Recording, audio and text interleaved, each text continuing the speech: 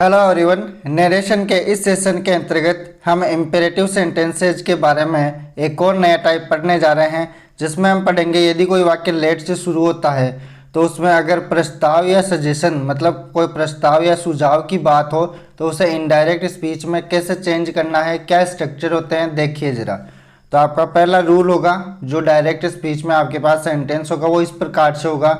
आपको सब्जेक्ट से, सेज या सेड मिलेगा, उसके बाद में टू और उसके बाद में ऑब्जेक्ट। ये आपका रिपोर्टिंग वर्ब का पार्ट होगा। उसके बाद में आपका जो वाक्य शुरू होगा वो लेट अस से शुरू होगा, ठीक है। उसके बाद में V1 और उसके बाद में आगे जो शब्द बच गए वो आ जाएंगे। तो अब इसको चेंज कैसे करना है देखिए ज़रा।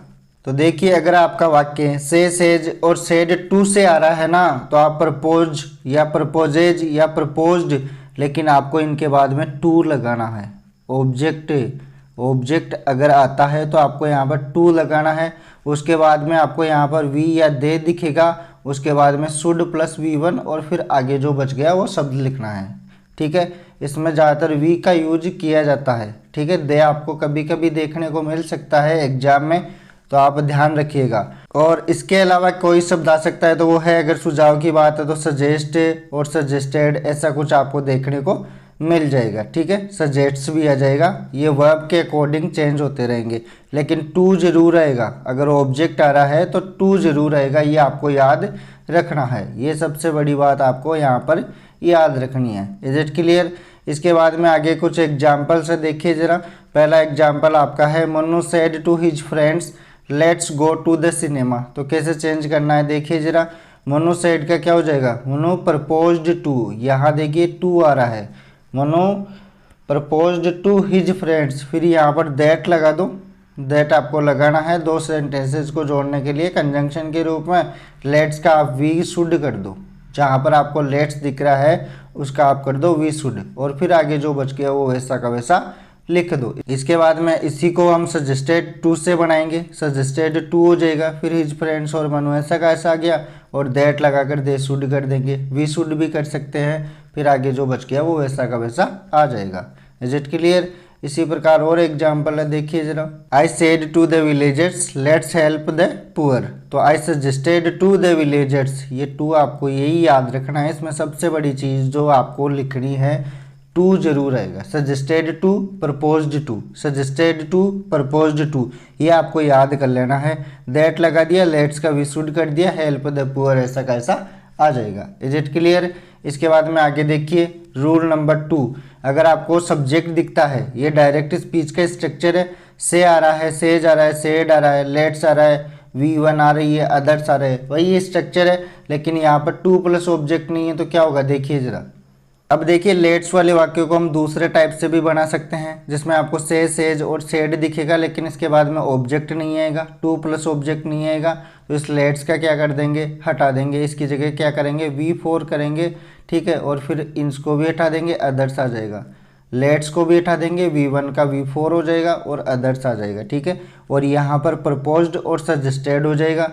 और यहाँ पर देखिए, नोट टाइप 1 के रूल से भी इनडायरेक्ट स्पीच में चेंज कर सकते हैं, लेकिन ऑब्जेक्ट न होने पर प्रपोज और सजेस्टेड के बाद में टू नहीं आएगा।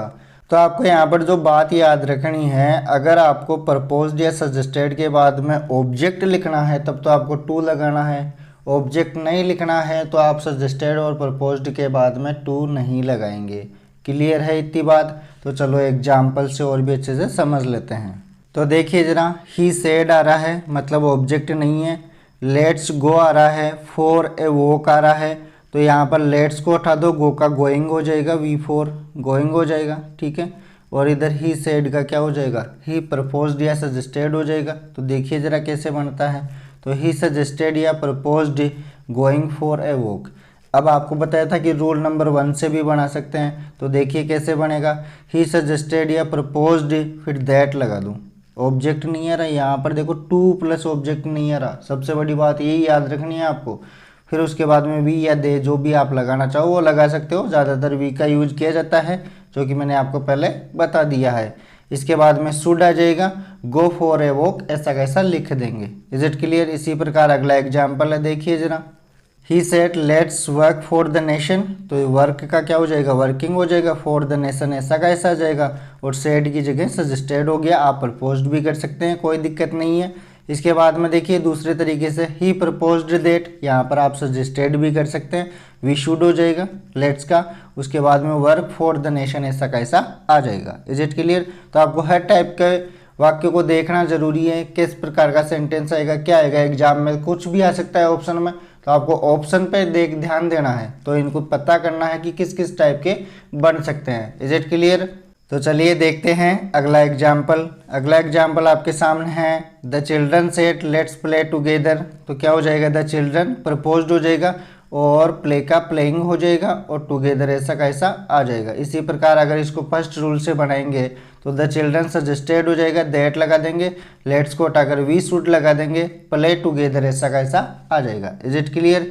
इसके बाद में अगर आपको वीडियो अच्छा लगा हो तो वीडियो को लाइक शेयर ज़रूर कीजिएगा, शेयर ज़रूर करना, आप अपने दोस्तों के साथ शेयर ज़रूर करना, क्योंकि हम आपको एक एक कंसेप्ट के साथ उसके एग्जाम्पल्स और क्लासेस फ्री प्रोवाइड करवा रहे हैं, ताकि हर बच्चे की हेल्प हो सके। तो क्लास को शेयर ज़रूर कीजिएगा, और चैनल पर पहली बार आए हैं तो चैनल को सब्सक्राइब ज़रूर कीजिएगा। तो मिलते हैं अगले वीडियो के साथ, तब तक के लिए टेक केयर, बाय बाय।